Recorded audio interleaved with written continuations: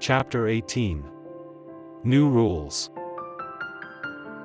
Outside the Capitol building, it is just days before Christmas. Members of Congress are walking the outside grounds, discussing their options regarding election laws.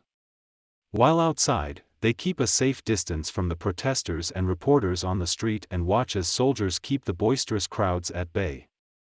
Their biggest fear is that some of the more violent demonstrators will get past the guards and possibly surround and harm them.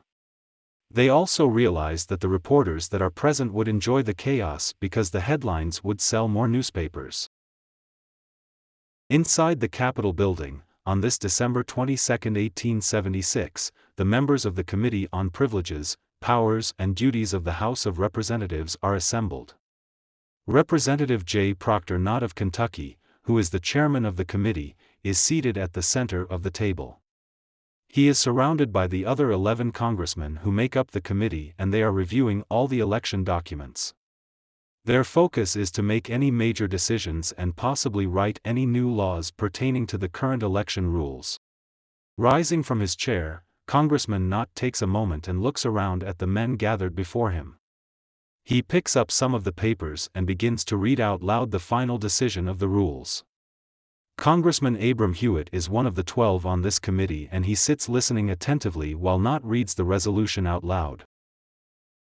The resolution is complete as follows: 1. That the Constitution does not confer upon the President of the Senate the power to count the electoral votes for President.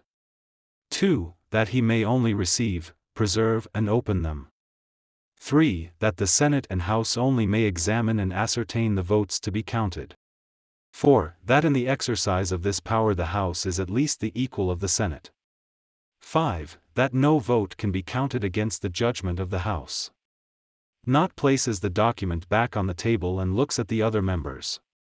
If there are no further questions or remarks, then this meeting is adjourned. In the first months of 1876, never suspecting any issues with the upcoming election between Hayes and Tilden, the Republican-controlled Senate had repealed Joint Rule 22.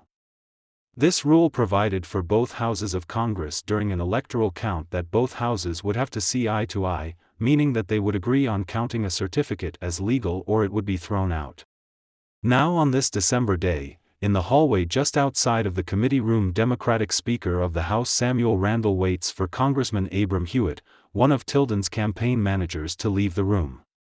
At the conclusion of the resolution vote, Hewitt exits the committee room and meets up with Randall. The two men walk down the hall together without saying a word to one another.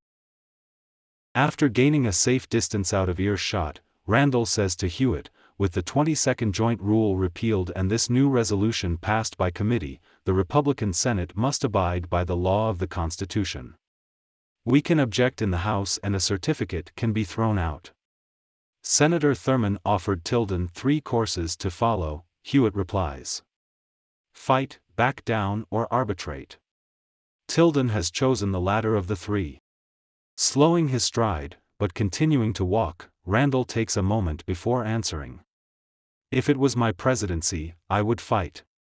Hewitt grunts at the remark and turns to look at Randall, who stops, raises an eyebrow and looks Hewitt in the eye. "Good thing it's not my choice, Hewitt?" Without pause, Hewitt nods his head and grins but doesn't answer. The two men continue their walk toward the exit, each lost in his own thoughts. At the door, they stop and shake hands. Randall informs Hewitt, "I am meeting with President Grant today. I'll meet up with you later at the train station to relay the outcome of the meeting." "How long do you intend to be in New York?" Hewitt responds, "Not that long," and offers a word of caution: "Be careful, Mr. Randall. The president may not be very receptive to the words of a Democratic representative." Randall smirks. Grant is a fair man and Samuel will want to know his thoughts. Hewitt nods in agreement and the two men give each other a quick wave as they go their separate ways. A few hours later, Speaker of the House Samuel J. Randall is outside on the White House grounds. He has just concluded his meeting with the president and is walking briskly toward the street in order to hail a horse and carriage driver to take him to the train station where he will, as planned earlier, relay Grant's thoughts about the election to Congressman Hewitt. As he walks toward one of the taxi carriages, Randall realizes he will not be able to avoid the large group of sign-waving protesters, soldiers, and reporters that have surrounded the White House grounds. The demonstrators are barricaded by the guards near the transport area, and several reporters that are there know he has just come from a meeting with President Grant. All of them are anxious to interview him so they can get the latest scoop for the morning papers. Trying to avoid the media, Randall walks past them and climbs into the closest coach available. One of the reporters calls out asking, "Mr. Speaker, what did the president say?" From inside the coach, Randall leans out the window. "My apologies, sir, but I have no comment at this time." He then motions with a wave of his hand for the driver to go.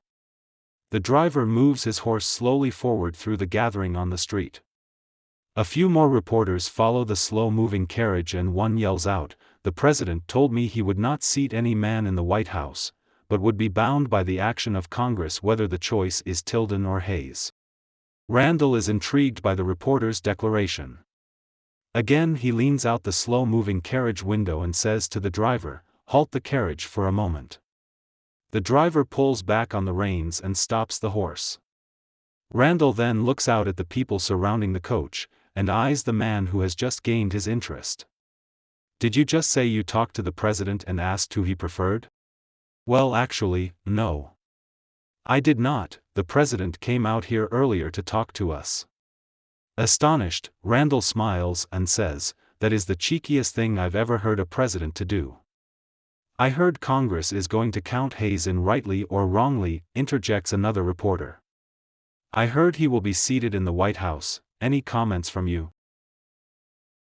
Randall had decided beforehand not to comment to any reporters about his meeting with President Grant.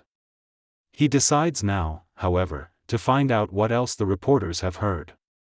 Again he directs his comment to the reporter that claimed to have spoken to President Grant. "I do not know who told you that, but believe me when I tell you, Congress will be fair to both candidates."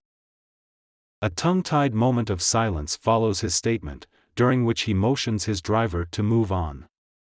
Still leaning out the window, he addresses the men still gathered around. "I'm sorry, gentlemen, I have a train to catch." As he leans back inside the carriage, the driver cracks his whip, and the horses, once past the crowd, pick up the pace and clip-pitty-clop down the street. The correspondents scribble more notes, and one of them complains to the other journalists, "I thought we'd get a better response from him." "I did too," another newsman complains. Then he motions with his hand, adding sarcastically, "Politicians all look and act the same. La-ti-da, if you know what I mean." The crowd laughs at the reporter's snobbish description gesture, and he takes a stage bow to thank them.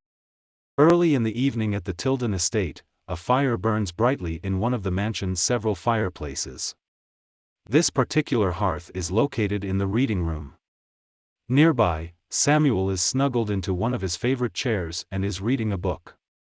To Samuel, reading books is more than just a way for him to pass the time. He enjoys absorbing every written word on the pages. Since he was a child, he has collected hundreds of leather-bound manuscripts that he displays on built-in shelves in his reading room. He values these books more than he does his own personal wealth. To him, books are the ultimate source of great literature, imagination, and creativity. He has spent many nights entertaining and dining at home with some of his favorite authors and actors, discussing the fictional characters that they portray on stage. Normally he cherishes his time alone, but tonight he is anxious to hear the latest news from Washington regarding his presidency. No longer able to concentrate on the words he is reading, Samuel closes the book, and with a sigh, stares at the dancing flames flickering in the fireplace. Someone should have gotten to him with news from the Capitol by now. After a few moments he hears voices just outside the room. As if on cue, one of Samuel's household butlers opens the door and announces the arrival of Abram Hewitt. Hewitt follows the butler through the now open door and walks over to Samuel, who places his book on a nearby table and stands to greet the man. The two shake hands. "Abram, I was just thinking about you," Samuel says with a grin spreading across his face. He then offers his Gramercy neighbor and friend a drink and instructs the butler to pour a glass of wine for them. The butler carefully dispenses 2 drinks from a lead crystal decanter as both men talk. He hands Samuel and Abram their drinks, and a few seconds later he leaves the room, quietly closing the door behind him. Both men take a sip of the deep red wine, and Samuel politely offers his friend a seat beside the chair he was just sitting in.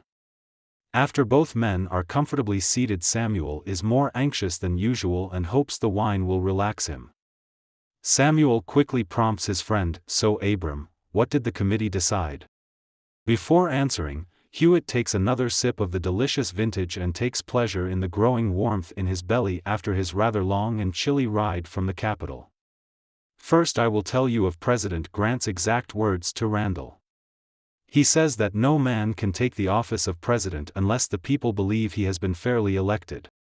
Samuel nods in agreement and sips another mouthful from his wine glass before placing the glass on a nearby table and says with a slight tone of sarcasm, "I've been elected by an overwhelming majority and he knows it. The president is loyal to his party, make no mistake of it. He orders the army on a daily basis to assist the Republicans with their frauds in the South." Hewitt nods in agreement. Randall also said that Grant claims he believes South Carolina has gone for Hayes and so has Florida by a majority of 40. Aggravated by the Republicans' claim, Samuel complains, "A majority of 45? I've heard from our visiting statesman that my majority in Florida was 93. Of that I'm not sure. Although he does think that Louisiana gave you the majority by 6 to 8,000 votes. Samuel stands and moves closer to the fireplace to warm himself. Like a magnet, his eyes are again attracted to the dancing flames. Samuel replies with a hint of sarcasm, "Is that so?" Hewitt takes another sip from his wine glass and adds, "Randall concludes that Grant stated he thinks that due to the irregularities of the vote from the last-named state, it should be thrown out, leaving the House to elect the president." At this, Samuel grins and sardonically asks, "Did he guarantee Randall that he would not interfere if that happens?" "He said he would not, unless either side called up armed forces. If that should happen, then he would be obligated to call up the army to save public property." Samuel, not pleased by Grant's remarks, turns back toward Hewitt and fires back, "He has already called up the army to assist the Republicans in the southern states. I understand your concern, Samuel, but Randall and I are convinced that Grant believes you have been properly and legally elected."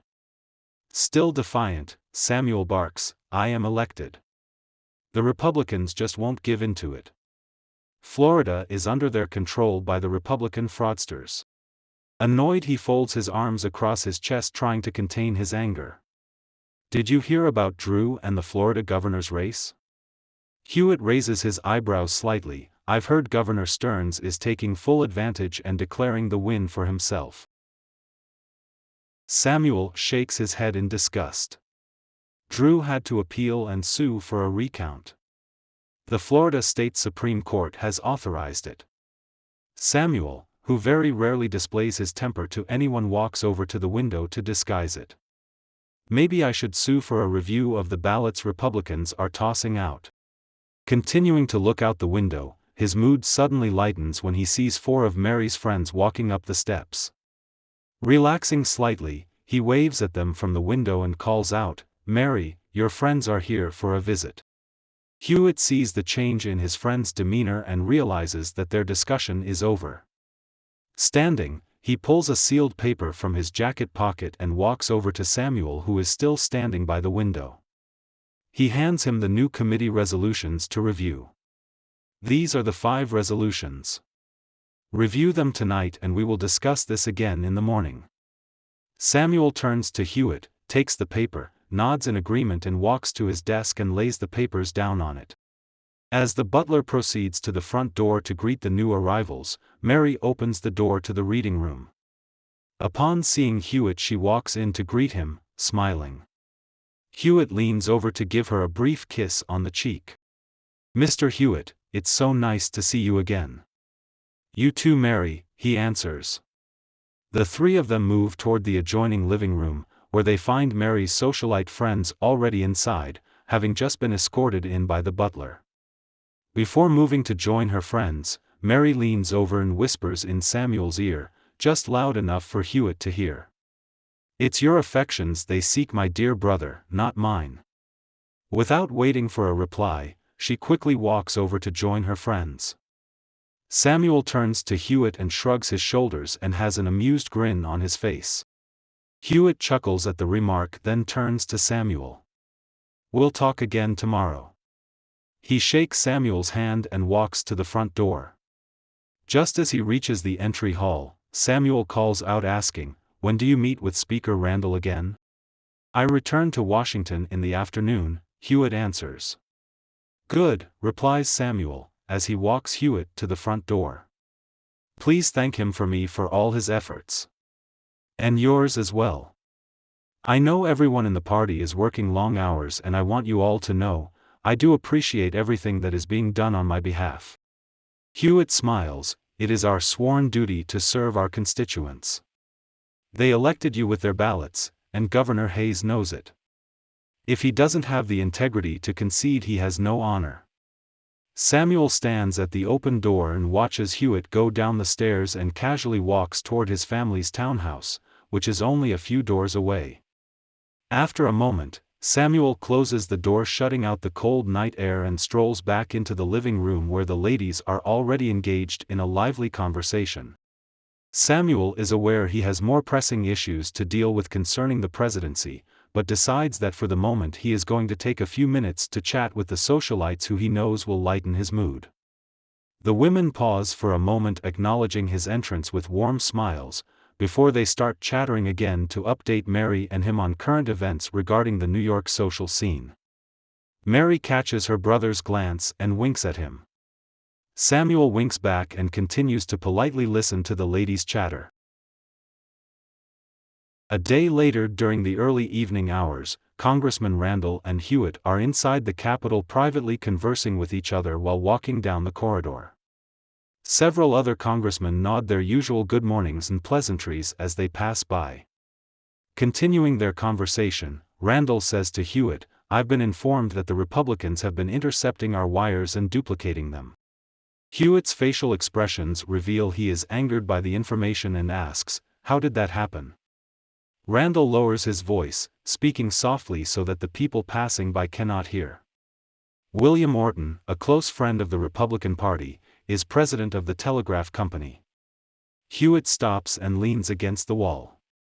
"Do you have any proof of these wire duplications?" "None that anyone would testify to for fear it would ruin their careers." Hewitt moves from the wall and the two begin to walk again. "I will pass the word for our side to cipher all future wires." Randall offers more worrisome news. It is also rumored that the Republican chairman, Chandler, has evidence pertaining to Tilden's nephew William paying a bribe to an elector in Oregon. Hewitt is fearful of how Samuel would react to this if he knew, declares, Samuel would disown William if there was any evidence of bribery, nephew or not. Then, thinking of Mary, Hewitt frowns. Both Mary and Samuel would be furious with William if he did anything to disgrace the integrity of family name. Honor and integrity is everything to them. The two continue their walk in silence. After a few moments, Hewitt asks, "Any news from the Senate?" "Word has come to me that they are planning to propose a special electoral commission." Stunned by the announcement, Hewitt questions, "When did this occur?" "I do not have all the details yet," Randall answers, "but I will inform you as soon as I know." As they near the exit, Hewitt discloses, "I'm leaving for New York in a few days and will tell Samuel what we've learned about the Senate committee meetings." He pauses for a moment, then adds, "I'll arrange for another meeting to discuss any new developments for tomorrow night. Can you be there?" Randall gives an affirmative nod and recommends to Hewitt, "Invite Thurman and Bayard from Delaware to sit in on the meeting as well. If we back another solution, we should all be there together in order to discuss the consequences it could bring to the party. It is crucial for the Democrats to remain united as a party now more than ever."